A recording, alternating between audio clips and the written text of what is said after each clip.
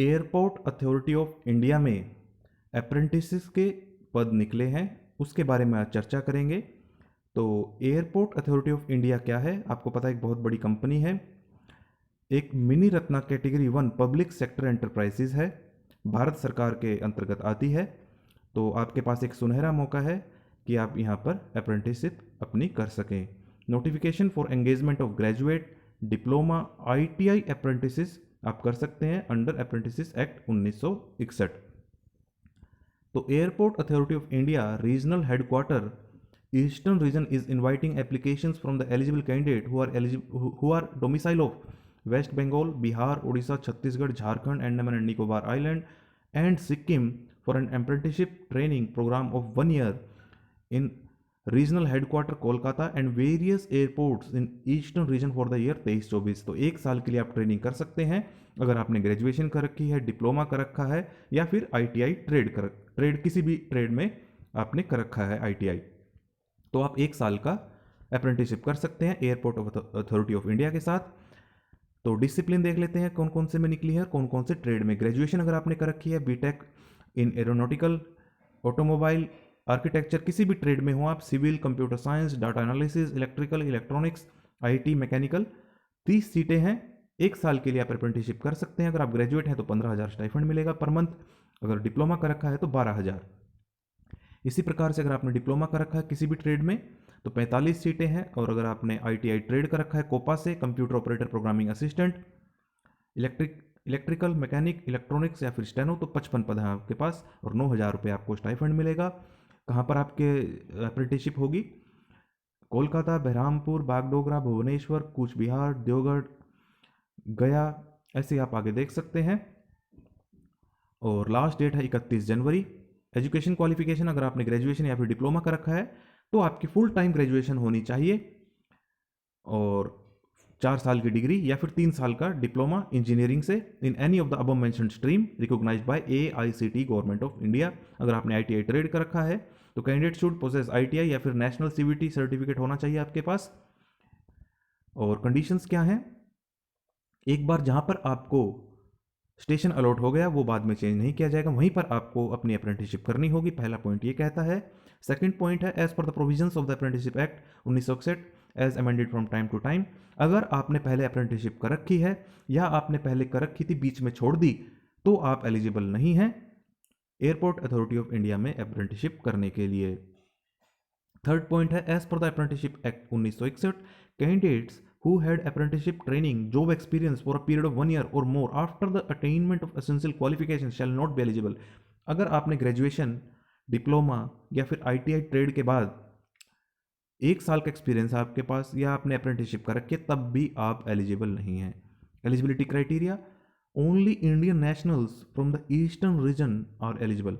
तो केवल eastern region से अगर आप हैं तो ही आप एलिजिबल हैं और आपकी डिग्री या फिर डिप्लोमा 2019 या उसके बाद का होना चाहिए। एज लिमिट की बात करें तो 18 से 26, न्यूनतम मिनिमम 18, अधिकतम मैक्सिमम 26 किस दिन देखी जाएगी? 31 दिसंबर सन 2023।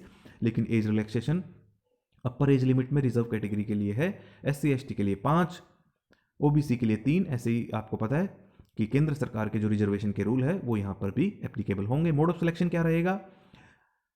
Provisional selection of the candidates would be based on percentage of marks in the qualifying examination.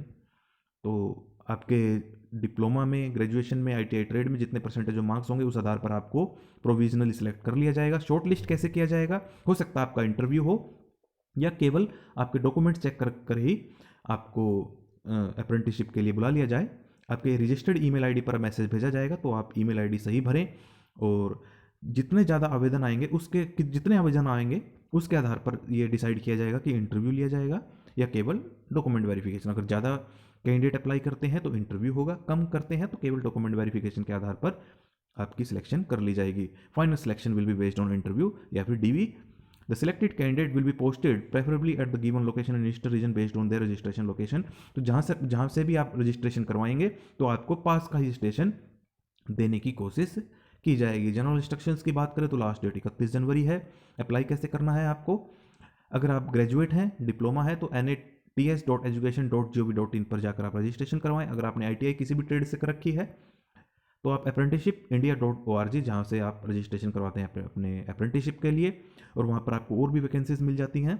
वहाँ पर आपको जाकर सर्च करना होगा एयरपोर्ट अथॉरिटी ऑफ इंडिया, वहाँ से जाकर आप अप्लाई कर सकते हैं। लेकिन स्टूडेंट मैनुअल भी इन्होंने यहाँ नीचे दे रखा है, कैसे आप अपने अप्लाई करना है आपने, वो मैं भी आपको दिखा दूंगा।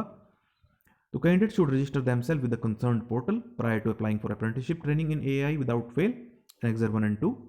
टीएडी आपको नहीं दिया जाएगा क्योंकि आप स्वेच्छा से अप्लाई कर रहे हैं। The number of candidate to be engaged indicative is indicative and may undergo change without any further notification. तो जितनी सीटें इन्होंने बताई हैं वो बढ़ाई या घटाई जा सकती हैं। During the period of apprenticeship candidates will be governed by the apprenticeship act 1961, ये मैंने आपको बताया था। रिजर्वेशन यहाँ पर भी एप्लीकेबल होगी। However, in case of non-availability of candidate in reserve category, it will be filled from other reserve categories। अगर SC या ST सीट से नहीं मिलता तो हो सकता है OBC से फिल कर लिया जाए, OBC नहीं मिलता है तो EWS से फिल कर दिया जाएगा।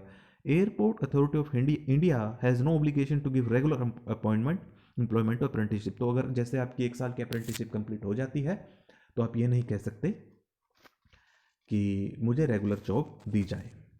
दे shall have no right to claim regular employment from AAI on the basis of their apprenticeship at any point of time.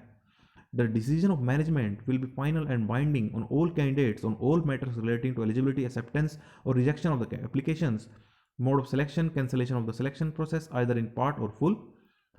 तो मैनेजमेंट का डिसीजन फाइनल होगा कि किसकी सिलेक्शन करनी है, किसकी नहीं करनी है, क्या रूल अपनाने हैं, इंटरव्यू लेना है नहीं लेना है, वो मैनेजमेंट का डिसीजन फाइनल होगा।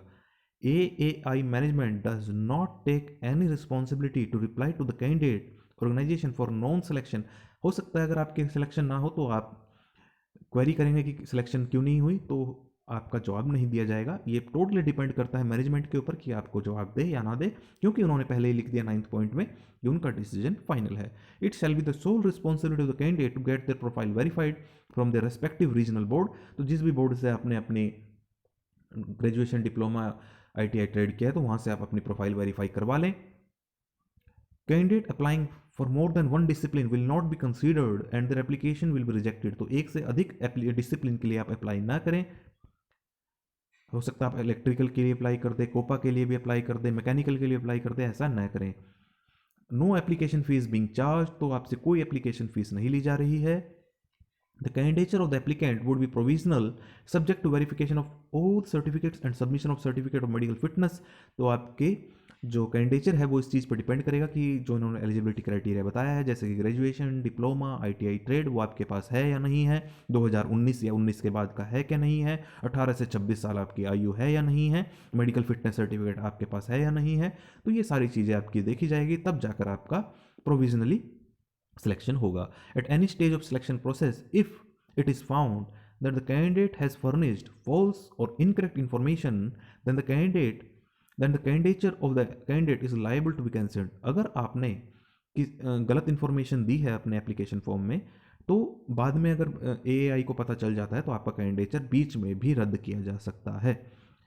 फॉर BOAT पोर्टल nats.education.gov.in, इस पर आप जाकर अपनी क्वेरीज देख सकते हैं, ईमेल कर सकते हैं और संपर्क भी कर सकते हैं। आप नीचे फ़ोन नंबर दिए गए हैं, या फिर आप ईमेल कर सकते हैं। English version of notice and communication will be treated as valid. तो अब देख लेते हैं कि कैसे आपको अप्लाई करना है।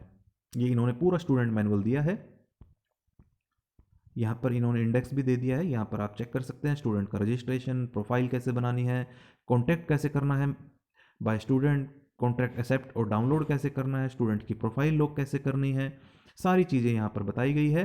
तो सबसे पहला स्टेप आपका रजिस्ट्रेशन का, उसके बाद प्रोफाइल फिलिंग, अप्लाई करना है अप्रेंटिसशिप के लिए, एप्लीकेशन मैनेजमेंट, कॉन्ट्रैक्ट क्रिएशन, ये सारे काम आपको करने हैं। तो स्टेप वाइज यहाँ पर आपको बताया गया है। जैसे कि सबसे पहले आपको क्या करना है, moenats.aict/india.org पर जाना है। अगर आपने पासवर्ड फॉरगॉट हो गया तो फॉरगॉट पासवर्ड करना है, आपकी ईमेल आईडी डालनी है, पासवर्ड रीसेट करना है।